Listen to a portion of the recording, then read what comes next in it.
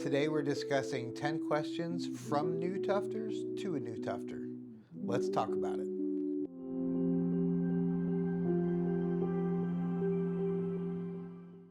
Welcome to today's coffee break. Today we're going to talk about questions that new tufters have for a new tufter. So we're going to go through this. It's probably about 10 questions and we'll go from there.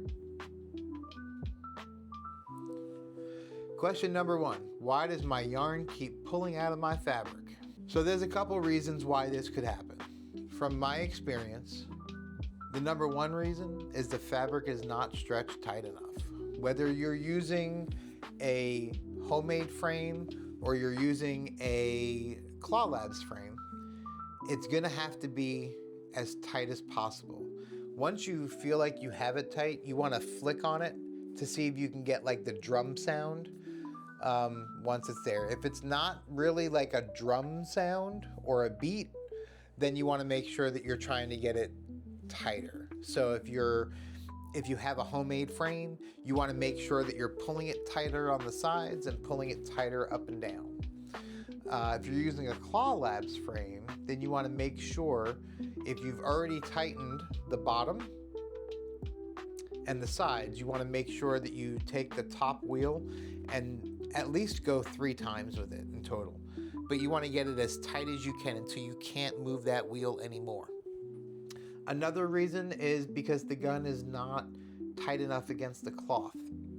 If you have the cloth here and you have the guards here, you want to make sure that it's nice and tight up against the cloth. You're pushing into the cloth a little bit, and then you can go ahead and start tufting. A lot of people, they just like lay it against the cloth, and that's not going to do it. When you're tufting, you got to have that pressure against the cloth in order for that yarn not to fall out. And the other thing you're doing or could be doing is going too fast. On whether you have the AK3 or the AK5 or you have a Claw Labs gun, you want to make sure that you play with the speeds a little bit to make sure that it's going at a pace that you're comfortable with. If you have it turned all the way up, you're going to get all these jagged lines and everything else. The best way to do it is to make sure, I would start about 1/3 of the way maybe to the top speed, and just do it in little pulses when you're pulling the trigger, and that'll help you make sure that you're not moving too fast, and it'll help you make sure that you're getting the lines where they need to be, the curves, the angles. It's a lot safer to do it that way, especially as a new tufter. Once you get a lot more experience, then you can go ahead and go a lot faster. But at the beginning, you want to make sure that you're going slow and using pulses with that trigger to try and get more accuracy, and make sure that the yarn is not falling out. Why are my rug edges curling after gluing? So I found this out a couple different ways. A couple things I was doing. Number 1, my lines at the edge of the rug were tufting too close together. With the Roberts glue, when those lines are too much together, it can cause curling. The other thing that I was doing was I was using too much glue around the edges. And I thought I needed a lot of glue at first when I was gluing these rugs, but you really don't. You really just need to make sure that you get all the fibers. So now I make sure that when I'm gluing, I put enough glue to get into all the fibers. Now I put my glue on with a rubber glove, a rubber medical glove, and I kind of rub it in. So if I rub it into the cloth around the edges, into the fibers around the edges, just to make sure I get it in there. I don't put too much glue on anymore, especially with the Roberts, because the Roberts gets very tacky and takes a long time to dry if you're adding too much glue.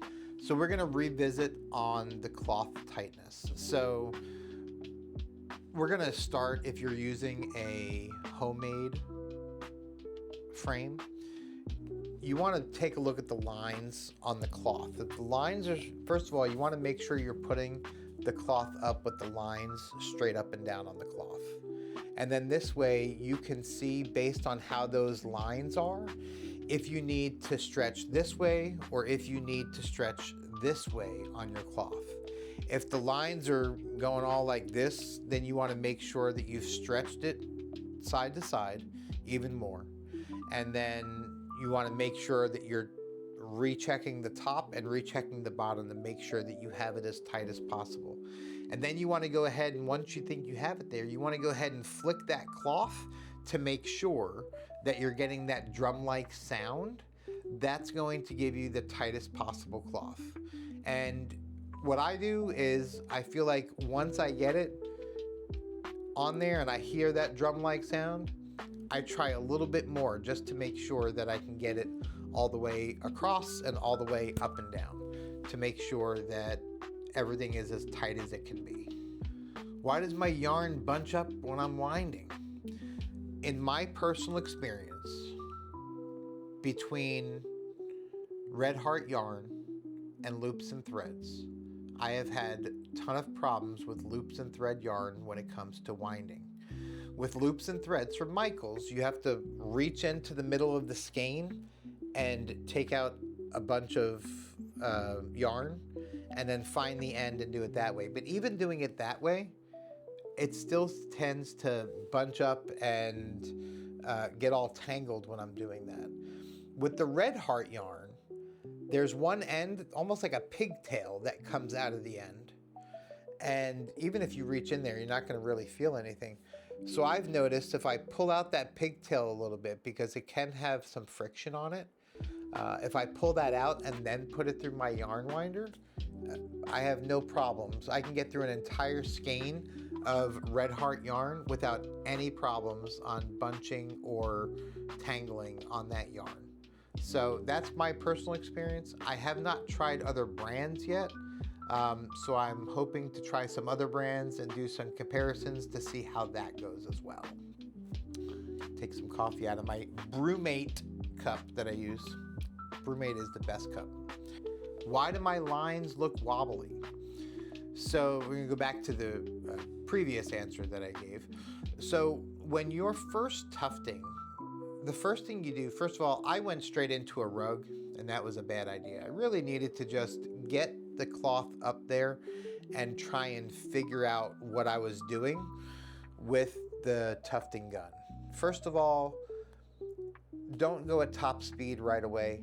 Get used to the gun, see how it works, see how it moves when it's on the cloth. You want to make sure that you are letting the gun guide you. You're there, honestly, with the gun just to change directions. So once you learn how to have that gun move with you or control your movements, things will be a lot better.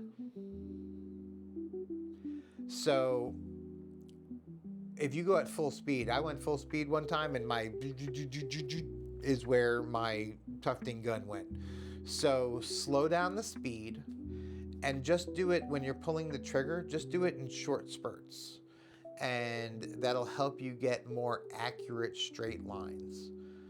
Then once you get more experience, then you can go ahead and turn the speed up and you can learn more that way on how to do it faster. But honestly, from what I've seen so far, like the slower I go, I shouldn't say the slower I go. When I go slower, I get better curves and better angles when I'm doing it, rather than, trying to catch up with the gun, because at full speed, especially with the Claw Labs gun, it goes way too fast. So you want to make sure that you're finding a speed that you're comfortable with, and that a speed that when the gun is going, it's not going all over the place because you haven't learned how to control it yet. So go slow, use short bursts with the trigger, and you should be fine. Next question. How much pressure should you use with the tufting gun? I think we went over this already too, but we'll do it again. So when you have the cloth and you have the guides or the guards I should say, you want to make sure that you're pushing those guards up against the cloth. Not too much, you don't want to apply too much pressure, but just enough pressure to where you can feel that you're up against the cloth, and then use the trigger and go up. What you don't want to do is have the cloth and then just barely be touching the cloth with the guide, because then your yarn is going to be too tight, is going to be too loose, and you're not going to get a good tuft. When you can tell that the yarn is almost flush against it when you put your lines in, that's when you're getting a good tuft. If you've got bunches to where it's very easy to pull out of the cloth, then you're not doing it tight enough. So you want to adjust it and apply a little bit more pressure and then try it again. These are all things that you should be trying when you're not doing a rug, and you should just put the cloth up there and try different things. Always the best thing to do, especially with a new gun that you're not familiar with. Why is my yarn breaking? So when you're putting the yarn, I don't have the setup right now, the correct setup I should say, in order to give you an example. The way I have my setup right now, until I get a better frame that I can build, my yarn is coming from the ground inside a container, and then it's coming up into the gun. What you really want to do, if you have the room for it, and if you make your own frame, is you want to put something on the side, on the top, for you to put your yarn on, and then have gravity work with you and go down into the gun, and then do it that way. Unfortunately, I'm very limited on space right now, so I have not built my own frame yet, so I don't have the ability to do that. I guess I probably could hang a shelf on the wall or something like that. I just haven't gotten to that yet. So eventually I will, and we'll do another review on tufting frames once we do that and how it's built and things like that. But you really want to have gravity working with you, and if you can, put your yarn higher up and then go down into the gun, because when it's coming down from here, if it gets snagged on something, if it comes up from the bottom, or you're going against gravity in general. So the yarn is working against itself in order to get through the gun. So if you can have it come from a higher spot, that's going to be your best way to go. Do I need expensive yarn to start? No, you do not need expensive yarn to start. As a matter of fact, I would suggest you starting with the cheapest possible yarn that you can find. Go to Michael's, look for loops and threads, go to Walmart, something like that. Just to get used to everything. I mean, you have no idea what you're doing right from the start. So you want to make sure that you're doing this as cheap as possible when you're doing testing. So test with the cheapest possible yarn you can find. Maybe you'll find a cheap yarn that works good for you. Again, with loops and threads, I really don't have a whole lot of luck with that. I prefer the Red Heart so far. I do plan on getting some more yarn from Tuft the World, all things Effie, and then trying some other yarns, maybe from Yarnspirations, just to see what works best for me. But as of right now, what works best for me is the Red Heart yarn. How long does it actually take to finish a rug? That's going to vary because you have the design process, okay? So I put my designs into Canva, download it to my phone, and then put it up on the canvas that way. Don't forget to flip your image. I'm working on a video right now where I have to start over because I forgot to flip my image. It's not a fun feeling. So anyway, so you have the design process where you trace it out and everything, and then you have the actual tufting process, and then you have the gluing process, and then the glue drying. So I never do things like I've yet to do a rug from start to finish, from design to doing the backing without stopping. So, and I feel like that gives me a mental break in between sessions. So the way I do it is I do the design, I take a little bit of a break, and then I start tufting. I'll tuft for about an hour and a half, and then give myself a little bit of a break. So depending on how large the image is, it can be a lengthy process. I would say the lengthiest, obviously, is going to be your drying process for the glue. So after you put on the glue, you want to make sure, at least with the Roberts, you want to make sure that you're letting that glue dry for at least 18 hours, if not more. So I would really suggest 24, but if you really want to get back into it earlier, I've done it at 18. As long as you're not putting too much glue on it, it's not going to take forever to dry. So again, just make sure when you're putting on the glue that you get all the threads that are going to be, that you can see on the tufting cloth, on the tufting cloth, and then let it dry for at least 18 hours. Oh, and then you have carving time. Carving time takes forever too.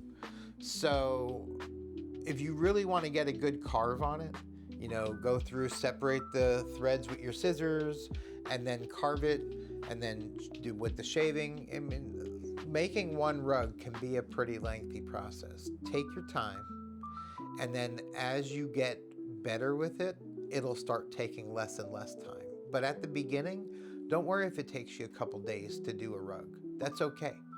You want to make sure that you're learning as you go, and you're going to learn things and you're going to scrap things, but that's okay. I mean, when I did my first rug for my friend, it took me 3 times of making it in order to get it to where I was comfortable giving it to them. So take your time, learn from your mistakes, learn as you go, and don't worry about the time at the beginning. Again, once you get more familiar with everything will come easier to you, and then you'll be finishing up rugs in a lot less time. What would I do differently if I started over? Well, the first thing I would do is I wouldn't go straight into a rug. I would put up a canvas and then just try different things, different angles, different speeds, just to kind of get the feel for things. And I think that's a lot of the reason why I do a couple different rugs. I was doing different speeds, I was trying different things. I tried really small letters that I really shouldn't have been trying on a first rug. And that's really the biggest thing that I would say that I would do. The other thing, which I'm not 100% sure on yet, but I think I would have started with a AK3 or an AK5 rather than the Claw Labs tufting gun. I do plan on getting an AK3 or an AK5. Just got to get some funds up for it, but I think that those guns are more reliable, and I think I will get a better tuft out of them. Don't get me wrong. For a beginner for home use, the Claw Labs gun is great. But I do plan on turning this into a business, and I don't think that's going to be feasible with the Claw Labs gun. So I would probably go with an AK5 if I was to do this all over. And hindsight 2020, and if I knew then what I knew now, then yes, that would probably be the 2 biggest things that I would do, would be to practice not on a rug and just practice on doing different techniques, and then making sure that I started with an AK5 instead of the Claw Labs tufting gun. If I was just doing it for home use, Claw Labs tufting gun would be absolutely fine. So I hope you enjoyed these questions. I hope they helped you at least a little bit. Don't forget to like and subscribe and hit that notification bell so you're notified when new videos comes out. And we'll see you next time.